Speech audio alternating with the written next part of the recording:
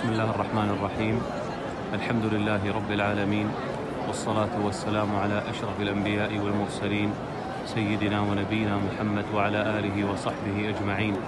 أسأل الله العظيم رب العرش العظيم بأسمائه الحسنى وبصفاته العلى وباسمه الأعظم الكريم الذي إذا سئل به أعطى وإذا دعي به أجاب، وأنا في حرمه وبجوار بيته العظيم وفي هذه البقعة المباركة الطاهرة لكل من يشاهد هذا الفيديو أو يسمع هذا الدعاء أو يؤمن عليه.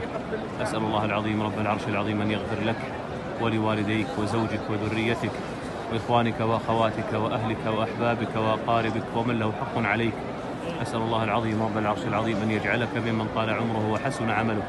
أسأل الله العظيم رب العرش العظيم أن يفرج همك وأن ينفس كربك وأن يشرح صدرك وأن يقضي دينك وأن يرزقك من حيث لا تحتسب وأن يحقق آمالك وأحلامك وأمنياتك وأن يسعدك سعادة لا تشقى بعدها أبدا، وأن يجعلك من أوفر عباده حظا ونصيبا وتوفيقا وسعادة، وأن يفتح لك أبواب الخير كلها وأن يغلق عنك أبواب الشر كلها، وأن يحييك الحياة السعيدة الطيبة المباركة ومن تحب. وصلى الله وسلم وبارك على سيدنا ونبينا محمد وعلى آله وصحبه أجمعين.